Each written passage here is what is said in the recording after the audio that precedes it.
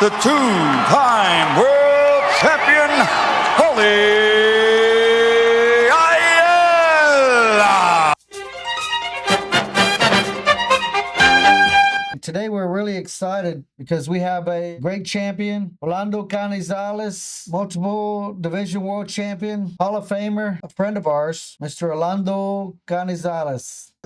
Thank you. Thank you for inviting me. It's a pleasure to be here. And it's great to see you again after, I think it's about 5 years that I saw you at the Canastota at the Hall of Fame. Been a while. And, but thank you for inviting me. We want to talk a little bit about your history. What initially inspired you to take up boxing? Oh, it started because of my brother, really. My brother was the one that started boxing. He was 15 and when he started boxing. And he was the one that started boxing at the age of 15 at the Boys and Girls Club. I was 10 years old, and ever since then, I mean, he went to the Boys Club, and one time I just went with him to the Boys and Girls Club, and we just started just bar there and to train, and that's how we started. Did you have any boxing idols growing up? Yeah, I mean, after I started boxing at the age of 10, I saw that was Sir Ray Leonard. I saw George Leonard in the '76 Olympics. I was at 76. I was like maybe like I think I was also 11 or 12 years old. I saw Sir Ray Leonard win the gold medal the Olympics, and he was one of my idols. Also, Roberto Duran and Muhammad Ali. Can you walk us through your journey of what it took to become the IBF champ? Well, I had I was in my I think it was my ninth or 10th pro fight. I was undefeated, and then they offered me the fight with Paul Gonzalez, he had won the gold medal at the Olympics, '84 Olympics. So we fought in Reno, Nevada, and it was a setback. I mean, I lost a decision, and I had some my ups and downs, and then I had some good fights, and then after I kept winning, and then they offered me they offered me the US. I won an NABF title. Back then, the NABF and USB title there were like big title belts back in the '90s. Anyways, and so they offered me the USB title. It was doing an ESPN. I fought Louis Curtis. It was in New Jersey. And after I won the USBA title, I was ranked number the top 10 in the IBF.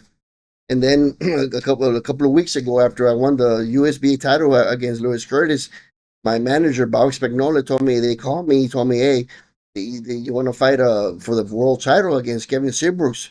So I said, I mean, and back then I was fighting 115. When I won the USB, it was 115, so I moved up to 118 to fight for the title against Kevin Seabrooks, and and the rest is history. I won, and I kept up my title for like 6-7 years. Yeah, I remember. I mean, you actually have the record for 16 title defenses. Correct. 16 title defenses, it still stands. Yeah. Wow. I was there to witness that. Yeah, I know it's not easy. I mean, it's like making 6-7, it's hard. Making 16, it's like it's like it's very hard. But I made it. What are some of your biggest challenges that you face along the way? Challenges? Well, I don't know how to say challenges, but it was more like I want to say going out of town and just being away from my family, training for 2-3 months away from my family, and it's part of I guess that's I mean I would say challenges, but also I guess making weight, making 118 for 6-8 years is not easy. And that was a big challenge, very big challenge. Yeah, I know. Well, you should know making weight is the scale is the fighter's worst nightmare. The scale, and it was challenging. That was one of my biggest challenges, making weight at 118. Huh? Yeah, I could relate to that. I've had many challenges with the scale. Not easy. I mean, out of your fights, which fight do you seem that's the most memorable or significant in your career? I have to say when I won the world title. I mean that's every fighter's dream to be a world champion and to accomplish that goal. The world champion. When, like I said, my dream came true. So to all the fight of all the fights, I would have to say when I won the world title. Yeah, I could relate to that too. I remember on your I'm sorry, I 16th can't hear you. defense when you fought Sergio Reyes. He's a crosstown rival growing up for me, and we faced each other like 16 times in the amateurs. So Wow. so yeah, when you beat him, uh, I was there to watch it, and of course they disagreed with it and what have you, but I saw the fight. I saw the knockdown, and I saw you win. Well, I think it was I know it was a close fight, but I think that the difference in that fight was a knockdown. I mean, that was a 10 rounds, so I think that was the difference in the fight. In your training, what did your routine look like getting ready for your championship fights? Well, I mean, back now there's so many, technology has it's improved in so many ways, and but now back then you're talking about in the 80s. I mean, we didn't have a lot of stuff that we have now. So I would just, basically running. I mean, I would run 6 miles every day. Excuse me. I'll run like 6 days out of the week, rest one day, but I would run like 6 miles every day, and then sometimes 9 miles, and spar like 6 rounds, but I would spar every day. Nowadays, guys don't like to spar every day, but or, I don't know, but back then I would spar every day, like six days out of the week, Monday to Saturday, take Sunday off. Yeah, I mean I would spar six. I wouldn't spar more than 6 rounds. Just the spar 6 rounds, and then the heavy bags, and the trade, steep rope, and the double end bag, and that's about it. I mean, but when I was growing up, before, like early in my preliminary fights, I would run and like 2 3 miles, you know, and, uh, run 2 3 miles, and I would chop wood. I think that's where my power, my strength, my power and strength came from.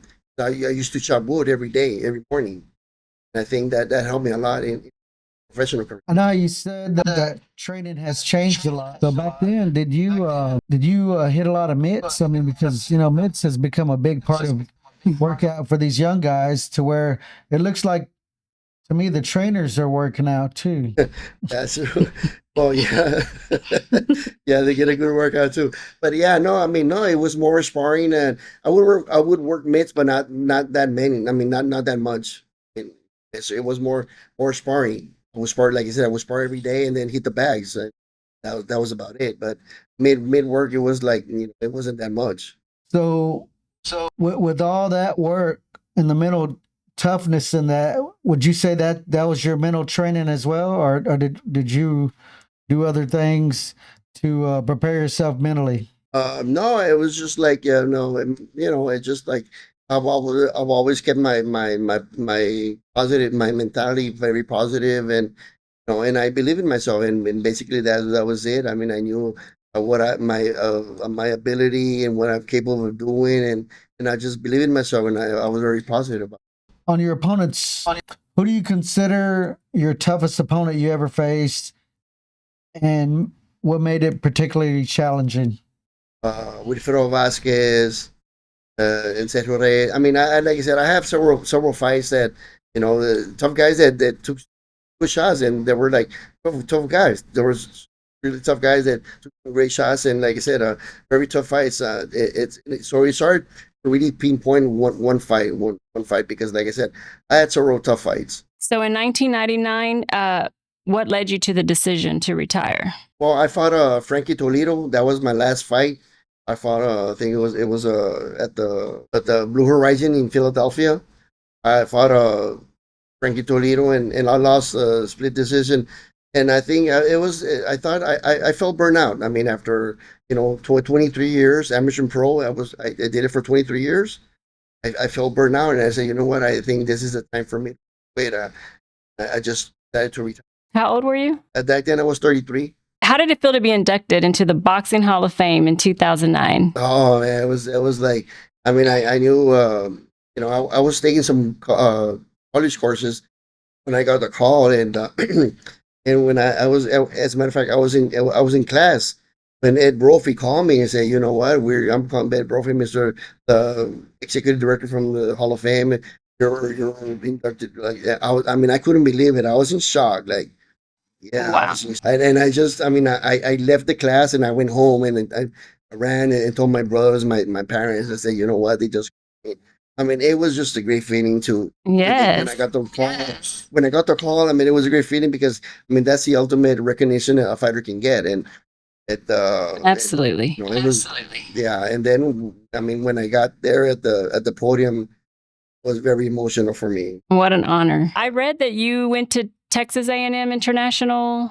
I got a bachelor's degree in sociology. That's awesome. You know, you see all these fighters that are coming and doing exhibitions. Over here, we have Tyson with this YouTuber, Logan Paul. What do you think of all these fighters who are doing this? And would you ever do it? Well, I mean, it's. I mean, I don't have nothing against them. I mean, you can do it, but with a fighter against a real fighter, not a YouTuber. I wouldn't. But I mean, if it's like Mike Tyson and Roy Jones, that was good. I mean, I don't. I didn't have anything. They're good. I mean, they want to do it. Or, I mean, because people like watching boxing. I mean, and you know, Tyson was one of the big. You know, he was a hero for many fighters because he was a great heavyweight fight champion. So I mean, I have nothing against them, and I would do it. Like, yeah, I mean, I would do it an exhibition, but with a headgear, not without a headgear. Yeah, but like I said, but a fighter with a real fighter, not a like I said, not a YouTuber. Right. Like when Mayweather fought Conor McGregor, Oh, yeah. that was I think that was like oh man, that was ridiculous. I don't even know why they sanctioned that thing because I mean like that fight because Conor McGregor is you know even though he's a UFC fighter, he's never fought a boxing match, so and they still sanctioned that fight. So, but oh well, it's all about money, I guess. I see the comparisons. One guy that you've called your mini me. What do you think about Loma? Oh, he's a great fighter. I mean, I think you know when he was younger, you know his lateral movement, sidestep angles. I mean, that guy is really good. He was really good. He's good. I mean, a really good fighter, a talented fighter, and it's not that's those things are natural. I mean, you can't teach those things. People ask me, "Hey, can you teach me?" I mean, it's like, I mean, it's hard to teach something like that. It's something natural. Also, with a pass that you throw the punches. Well, you're as a fighter, you know that, and they're not gonna tell you what to throw. I mean, you know, you when they throw, you got to react at that point in time. And you talk about a thousand of seconds. It's real. I mean, you got to be quick and fast to do something like that because because you never know what they're gonna throw at you. So you know, it's like, but he's a like I said, he's a very talented fighter, and he's a natural fighter. I mean, he comes out natural. I mean, really good. You watch him fight. Does he remind you of you? Well, a little bit, but I did it better. Though. I should do it. That's right. Let it I be would go heard. with the punches. Yeah, no, he was just like yeah, no, he's seeing his feet. I mean, his lateral movement is good, but he didn't roll. He doesn't roll the punches like I did. There you go. There you go. So, so you fought Bones Adams, which we have a similar opponent. So, what did you think of when you fought Bones? I mean, he was a tough guy. I mean, I broke. I think I broke his jaw in the fourth, fifth round, and he kept on. He kept on fighting like that with a broken jaw for like 6, 7 rounds. I stopped him in the 11th round, and you know he's a tough kid at that time. I think he was like 17, 18 when I fought him. He was really, he was young, and yeah, I think it was like 17, 18. Yeah, he was really young. And yeah, but like I said, he was a tough kid. I mean, like I broke his jaw in the third or fourth round, and he kept fighting like that for like 6, 7, 8 rounds. Looking at the bantamweight champion now, Inoue. What do you think about Inoue? I mean, he's a tough guy. I mean, he's a hard puncher, and what can I say? I mean, the good fight. I mean, I mean, for me, a good fighter is like gotta have good defense, you know, reflexes and body movement. It's not just like punching hard, knocking out, winning by knockout. I mean, gotta have a little bit of everything. Me, you know, people see it different, but my theory is like gotta have body movement, head movement, offense, defense, lateral movement. But it's like that's me. No, but he has a great chin. He has well got knocked down the last fight, but he gave him a there. I mean, a great fight. I mean, he beat him real bad twice, and he's a tough kid. He's a fighter. Mm-hmm. So, how has life been for you since retiring from boxing? Oh, life's been good. I mean, I've been, I work for the city. I've been working for the city for almost 20 years. I'm a supervisor. They have a gym. They build a gym. They name after us, my brother and myself, and I run it. I'm the supervisor there, and I mean, I can't complain. The city has been real nice. I mean, like life's been good. Like can't complain. What advice would you give the young, aspiring fighters today's time, amateur and pro? Well, I mean that anything's possible. You put your mind into it. It takes dedication, discipline, determination to accomplish whatever you want to accomplish. Right? How do you hope to be remembered in the boxing world? Like I said, I'm not. I don't want to be recognized as the greatest because I'm not the greatest, but for one of the best. I just want to be like one of the best fighters in the bantamweight division. I mean, I know my record still stands at 16, and I know that records are meant to be broken. I don't know. Maybe I hope not, but I know that someday someone might break my record at 16. But like I said, for now, I'm still king of the jungle. But I just said I'm remembered as one of the best in bantamweight division. So, looking back at your life and your career, is there anything that you would have done differently? Yeah, maybe like or every other day instead of sparring every day. Spar, yeah, like yeah, like I would spar every day. Yeah, but I would like change, maybe routines, like not every day, every other day, and also like train up in the mountains, high altitude. I wouldn't. I mean, I only did it one time when I fought Junior Jones, but I guess, I could have done it with other like with fellow fighters. I could have done it with them, and I didn't do it. Like I think even though I thought I beat him, but yeah, it is what it is. But it was a close fight anyway. So yeah, no, I think training training wise, I would say like I would spar every other day, not every day. Well, we want to thank you so much for taking this time. This is a new boxing platform we started. We wanted to be able to honor the legends of the sport is what we're trying to do. And you are our first legend on our show. Oh, thank you. I appreciate You were it. the first one we thought of. We appreciate you. We're very proud of you and all your accomplishments, man. Much love. Thank you. I appreciate it. Thanks, Yes, sir. Orlando. Thank you. All right. Thank you. Take Yes, care. sir. All right, brother. All right. All right.